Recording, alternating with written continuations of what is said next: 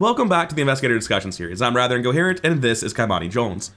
Let's get right into it with the stat line. 3 in head and 5 in foot for a rogue is absolutely insane. For anyone, it's absolutely insane. But for a rogue, it is so ridiculous to have a mythos stat line this good. As a rogue, it's not unusual to say I've got a 4 in foot, which is okay against half the mythos deck, and I will fail my head test. Kymani has a 5 in foot, so they're actually good against half the mythos deck, and still a 3 in head, which is very workable, especially for rogues. Now, unfortunately, they have a 2 in book and a 2 in fist, which means they're going to be playing Foot Matters. Thankfully, the card pool is at a point where Foot Matters is just a very good archetype and it completely functions. Whereas in the past, if you were talking about like when Dream Eaters came out, I would not be a big proponent of a Foot Matters character. I'd be like, oh man, you're funneled into a fairly weak archetype. But with a lot of more recent additions to the card pool, Foot Matters is just a very strong thing these days, and I don't really care about being forced to play Foot Matters if I have a 5 in foot, especially if I have an ability that is going to be good in Foot Matters, which Kymani does. Kymani's ability is a 2-part ability. The first part is Lightning Bolt, engage an exhausted enemy at your location, which is normally useless, but the second part is Reaction. When you attempt to evade an exhausted and non-elite enemy at your location, add your book to your skill value for this attempt. If you succeed by at least X, discard that enemy. X is that enemy's remaining health. So essentially, their ability is that once you evade an enemy, you can re-engage them for free, allowing you to evade them a second time, adding your book to your foot, going up to base 7, and then if you succeed by their health value, you kill them, basically. You discard them, so it's better and worse than killing them. And for God and Age, if they have Vengeance, they don't go to the victory display. And every other campaign, if they have Victory, they still don't go to the victory display. And there are some enemies that care about being defeated, where this will have other effects. The main thing to note is that discard the enemy rather than defeat them has a lot of variable value, and it's hard to say whether that's good or bad intrinsically, it's just different. But what Kymani's ability does is allow them to evade an exhausted enemy to basically kill that enemy.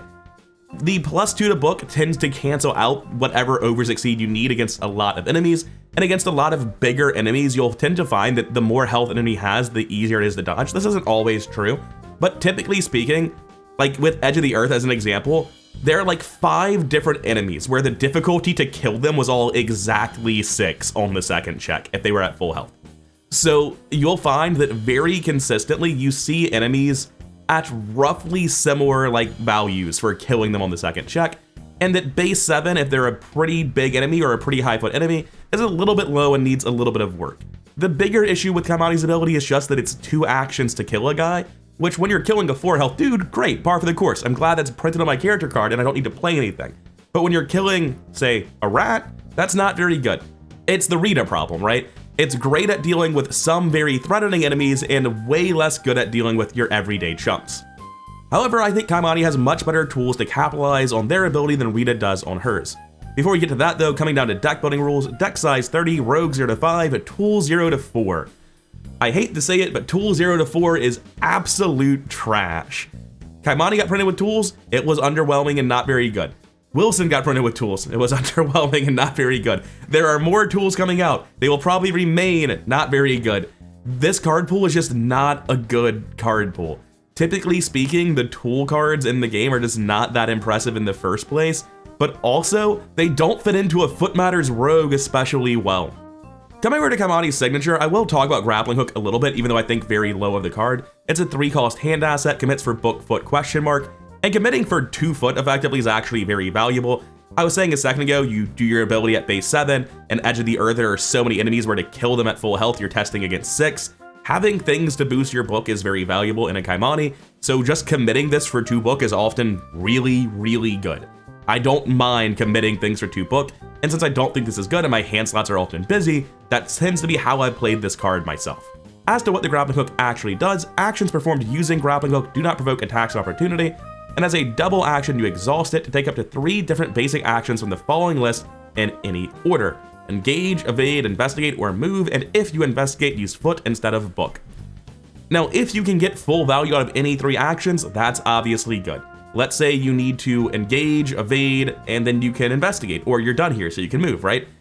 Or you don't need to engage, you already have the guy, you can evade, then investigate, then move, or vice versa, move, then investigate, whichever. If there is a guy and you can use this, it's pretty good. I typically think that on Kymani, one of the worst things you can be doing is spending actions to engage. Because coming back to Kymani, it's tempting to look at Kymani and think of them as a flex that's going to help by killing enemies with this ability and not commit much there, or a fighter that's going to be able to kill a lot of enemies with this that would otherwise be difficult to deal with. And what I have found consistently when playing Kymani is that if I use Kymani's ability and I engage a guy, evade them, and then third action evade them again, even if it's a tough guy, spending your entire turn to deal with one guy assuming no autofills across multiple skill checks is not a good turn. It's incredibly action inefficient and bad. This ability is not inherently bad. If you're using it on your own guy and just full spending the two actions, it's not that terrible. But when you pile on the engage action as well, it becomes untenable. So even though there are 4 actions here, and technically when you use engage, you get 3 actions for 2, you should be trying as hard as you can to never take the engage action, just in general, but especially on Kymani, who will bait you into thinking it's a good idea. And something I found when I was actually playing Grappling Hook, when I first started playing with Kymani, before I just committed every time, is I could not engage or evade because there was not a guy. I could investigate and move for 2 actions, which is, you know, I investigate with foot, so that's better, but it's still not particularly good for 2 actions. It's like terrible thieves kit, basically. If you do not have enemies on you, then you have just given up a hand slot. And in Rogue, where, you know, you're playing what matters, lockpicks wants to be in your hands, it's really hard for me to justify giving up a hand slot for this, or the additional setup required to get like hidden pocket plus this and a new hand slot. It just doesn't do enough for me. I've never been happy with Grappling Hook. On the other hand though, I've also just forgotten what Agent Fletcher does before I was recording this video. I went through, assembled the decks, made sure I had everything understood again, because it's been a while since I actually played Kymani. And yeah, I had to remind myself what Fletcher actually does. They're a 2/3/3 enemy, alert, hunter, prey Kymani only, and while Kymani is evading them, they reduce the book value of Kymani to 0. They hit for 1/1, they're not gonna hit you though. So essentially, this guy either needs to be dealt with normal violence, or it's going to be a lot harder to evade them and kill them since they're a base value of 6. That number will come up a lot when you're playing Kymani and trying to trip guys. I don't know why it's such a common number. So like if you're evading 5 to 6, that's really hard to kill them with just Kymani's ability. However, my memory of across like 2.5 Kymani campaigns is Agent Fletcher was just never remotely close to a problem. I look at this and I think, wow, shouldn't Fletcher be something I'm kind of worried about? And historically, he just got dealt with easily every time. Maybe he's not actually as soft as I feel like he is and I've gotten lucky. Maybe I just don't remember the times Agent Fletcher was a problem. But especially if you're playing Flex Kymani, where you can just like trip this guy and leave. Like you don't have to kill him, you can just ditch him and leave. There are just like so many ways to deal with Fletcher, it feels like to me, that I just never remembered him doing anything. I don't value this weakness at all. So like, even though Grappling Hook isn't great, at least it's committing for a skill that I use to do everything. Agent Fletcher just gets tripped and I'm done with him. Now, coming over to deck list, I'm going to show off a couple versions of Fighter Kymani before I go over to Flex. I think Kymani is best built as a Flex. There's basically no argument to play Kluver Kymani. Your entire character card is about killing guys, so you obviously want to play Fighter or Flex with Kymani.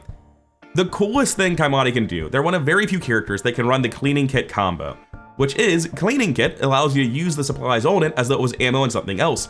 Ornate Bow can only hold 1 ammo and then you have to knock it, but you can spend the ammo on Cleaning Kit. Of course, you also need good foot to use the Ornate Bow. And the list of characters that have access to Ornate Bow, Cleaning Kit, and High Foot is pretty damn low. Additionally, if you want to play the Cleaning Kit combo, because Kymani has 5 starting experience, I didn't cover that when I was covering their deck building, they get 5 starting experience, which does help them a lot.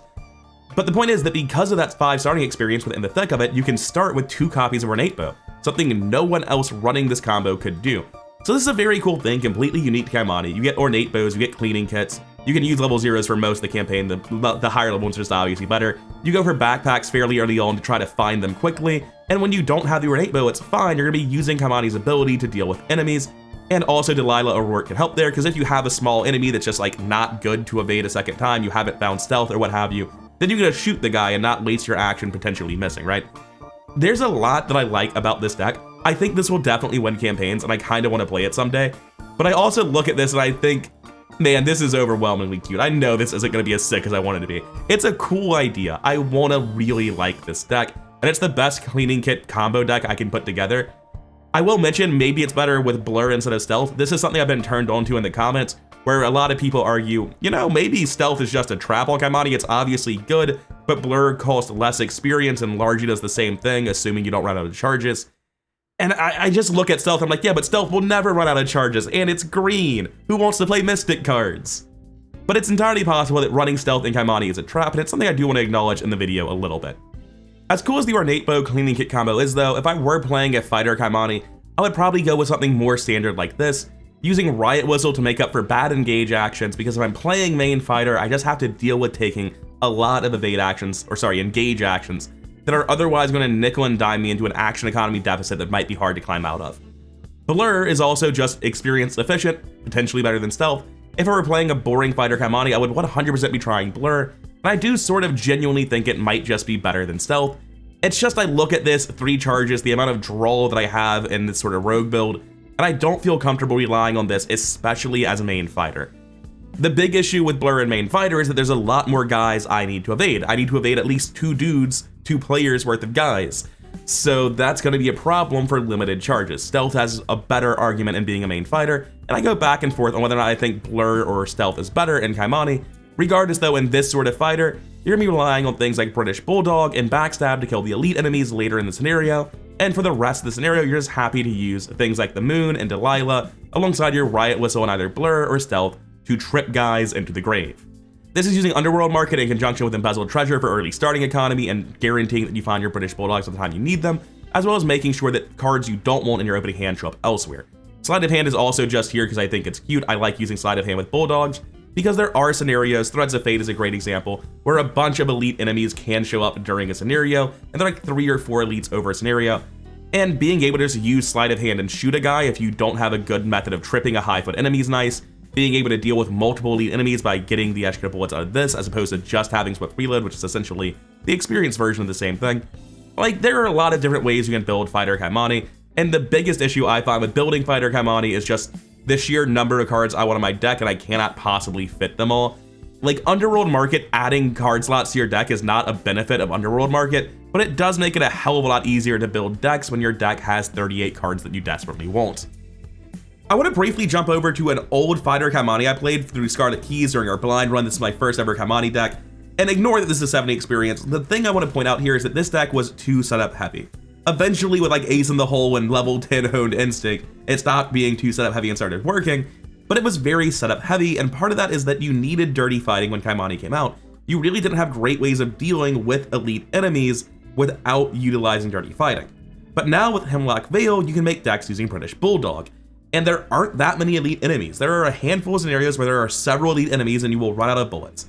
And that's partly why in this deck I'm showing for Fighter Kymani, I'd be running things like Sleight of Hand and Swift Reload and even Backstab, which frankly for the vast majority of scenarios would be gross overkill.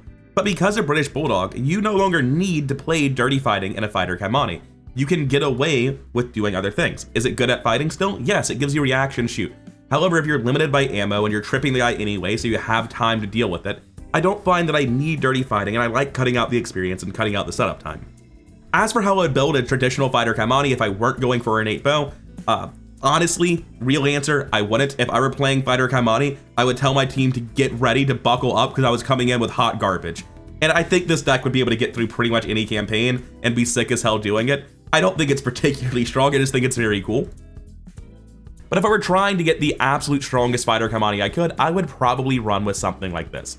It's a very similar deck using Underworld Market to tutor a bit of economy, get Embezzled Treasure going, so I have better economy in the opening turns by, you know, you're a fighter in the late part of a scenario. You just have time to get Embezzled Treasure online as rogue fighters. It's very nice, at least when it's not in your deck thanks to Underworld Market. Use British Bulldogs, Backstabs, and ammo tricks to deal with any elite enemies later on.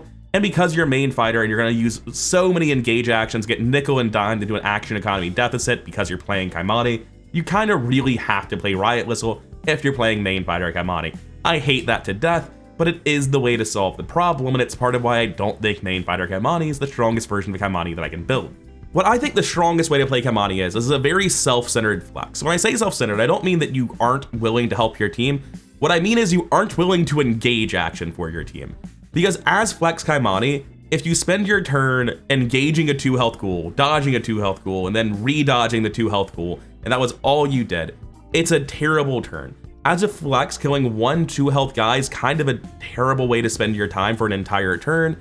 It's also true for a fighter, but at least as the fighter, it's your only job. You're not supposed to be getting clues too. So the best way I find to play Kymani is to tell your fighter in Clover, look, you're gonna have to handle your shit on your own. I'll help you with massive enemies. If I've got breaking and entering in hand, fine, I'll help you, not a problem. But I will not be spending my engage actions for you. I will not be running Riot Whistle at the cost of Lucky Cigarette Case. I will be playing with the intention of never using the engage action. And like, gun to my head, I'll do it. I'll do it if it's the best thing for the team and there's really no alternative, but I do not ever sit down with the intention of engage action, because Kymani's ability will just nickel and dime you into an action economy deficit that you cannot get out of if you let it. As to how the deck is generally constructed, it's what you would expect out of a Foot Matters flex. We have Lockpicks and Thieves Kit being tutored out by Underworld Market. The rest of its context include Embezzled Treasure, Pickpocketing, and I'll take that. There's a one of Grift in here. This could be anything. With a Bewitching, you would want a one of Grift, but without Bewitching, it's not super important to me. The economy is just more than strong enough, especially with level 5 Chuck. Kymani ends up being remarkably consistent when you build like this, because Underworld Market's going to guarantee you find the hand assets that get clues very quickly, and Kymani's ability starts in play, allowing you to deal with enemies. It is very, very consistent and reliable when you play a Kymani that's built like this. As for what the rest of the deck does, Fox Mask is going to help you with dodge checks, Chuck Fergus is going to help you afford and play things like breaking and entering and pilfer. I would like to have these leveled up. They are not, unfortunately. I'm building a deck core. Maybe I'd get them before Chuck 5. I don't know the exact order I would do this, but I would say that Chuck 2 is a pretty high priority upgrade. I really, really like Delilah and Kymani, and I really, really like Lola in general, but I find in a character that wants to be playing and recurring these events, I can't really afford to pay for either. And because they're so valuable and I'm planning on recurring them later in the campaign, I do want to go for Chuck, and without Chuck, just playing 2 Pilfers is enough to more or less bankrupt me and not be able to afford very much value out of Delilah and Lola anyway. Sneak By is usually kind of a shit card, but Sneak By is actually just not bad in Kymani. You have a lot of early economy you need to deal with Lockpicks, Thieves Kits, Chuck, etc., where you have to get very specific things in play, and because you're buying them out of Underworld Market, they're even more expensive. So 1, if you're evading all the time, evade gain 2 is not as bad as it otherwise would be, but 2, this commits for manual decks, which is actually something I cannot have too much of in this deck. It's so awkward, because as I talk about this, I'm just looking at it, being like, man, I'd really like breaking and entering and pilfer. That's 10 experience, that's what Chuck is worth. You could cut the Chucks, maybe don't upgrade Pickpocketing, because it's often so hard to play Pickpocketing out of an Underworld Market early. I've had games where I just could not afford to buy Pickpocketing, and it was just brutal. Like, I'm looking at this and I'm thinking, can I build to recur pilfer and breaking and entering faster? And I really don't know that I can. But the important thing here is that you don't even need to recur them. Just the tempo of reliably playing them and getting value out of them quickly with Chuck is good enough. A lot of the strength of this Kymani deck is just the baseline reliability of being built around 5 and foot, having your method of combat printed on your character card, and having a side deck that guarantees you hit Lockpicks, Thieves Kit in the first 5 turns. The rest of the deck really is just a support structure around that doesn't warrant too much talking. Coming down to level 0 deck, I would start with a 1 of Stealth. You really do want to start with 2 copies of it, but you can't afford to. That's one of the major benefits of Blur. And being a flex character, if I could fit more draw into my Kymani, I'd be happy to run Blur instead. But I feel like I just can't shake the feeling of like, what if I draw 4 enemies on my flex Kymani and I just go into an action deficit hole forever? And it's probably wrong. This is almost certainly me tricking myself. It's something I'm realizing the longer I look at the deck. Stealth being a 3xp card is just absolutely brutal for the usability of the card. And then Blur only having 3 charges scares me a little bit. But at the same time, if you're flex, how many charges of Blur do you really need? And I'm completely torn. You know what? I've managed to come to a decision. I'm gonna go for Blur, because getting this down to 32 experience makes it a lot more viable to actually get recurable things or Bewitching much earlier in a campaign, and it just makes the level 1 deck so much better when you have both copies of Blur in your starter deck as opposed to just 1 copy of Stealth, where you might get through all of scenario 1 without even seeing the card you're fucking built around. Right, editing Nick here, I just realized I never actually explained why Stealth and Blur are so incredibly important to Kymani. Because Kymani needs to double evade to kill enemies, Stealth is actually really good in Kymani. You might not know what Stealth is because it's a terrible card outside Kymani. It is a 2-cost lightning bolt. During your turn, exhaust Stealth, evade. The chosen enemy gets -2 evade for this evasion attempt. If you successfully evade the enemy, disengage with it but do not exhaust it, and at the end of your turn that enemy cannot engage you. Essentially, for 3 experience, also a 2-cost play action, that's worthless. It doesn't even deal with the enemy. But Kymani doesn't need to deal with the enemy with the evade check. They're going to die if you succeed by enough, so this is lightning bolt evade with +2, basically. So stealth gives you a way, turn over turn, to help deal with these enemies using Kymani's ability. It's very, very good at that. However, what's slightly less good at that but much cheaper is Blur. Blur is the same cost, essentially a slotless 2-cost asset, just the same, but it's only 1 experience. It has 3 charges. When you evade, you can use head, you won't, or you can get +1, so a little bit less skill value. And if you succeed, you can spend 1 charge, and you may take an additional action this turn. If you succeed by 0, take 1 damage. The feedback negative effect at the end there doesn't really matter too much for you. The major thing is this gives you 3 charges of +1 action and +1 skill value, which is almost as good as stealth level 3, just 1 skill under, as long as you don't need the 4th evade. I'm really torn. I see the argument that Blur is better, and I see the argument that stealth is better, because stealth works forever and gives more skill value, and both of those matter. But Blur costing 4 less experience and being in your level 1 deck or scenario 1 deck is a huge deal. Anyway, back to past mate. So I'm not completely sold that Blur has no downsides compared to stealth, but I think Kymani, being as EXP hungry as they are, is a character that should be taking Blur over stealth, if only because experience does matter and there's so much competing for your attention. You'll notice for once I've not talked about big money at all. It's just not happening. Kymani does not have room to put big money in their deck. They're out of card slots and out of experience. Unfortunately, from here, the upgrade path is really, really difficult. You simultaneously want 3 things very badly. You want the Moon Tarot, because +1 to the only stat you really plan to use is incredible. You don't want level 5 Chuck, but levels 2 Chuck is kind of massive. Getting Baby Chuck into your deck is going to be really valuable. There's no ally in the deck. There's no soak in the deck at level 1. If you think that's just wrong and greedy and stupid, I'm not sure I disagree with you. I'll take that and either backstab or pilfer depending on what the team needs to get soak if I were worried about the Mythos deck scenario 1, or if my team had literally no healing, no Tetsuo, no nothing. And the last thing you really want, of course, is Underworld Market so that you can tutor out your lockpicks and thieves kits. And the upgrade priority really just depends on how much experience you get. Did you get 6 experience for the tabooed Underworld Market? Probably just get that then. Did you get anything less? Fill it out with Baby Chuck and the Moon. I think Underworld Market's priority 1, then like the Moon and Baby Chuck are roughly the same, and the rest of this, it's neither here nor there, whatever you want.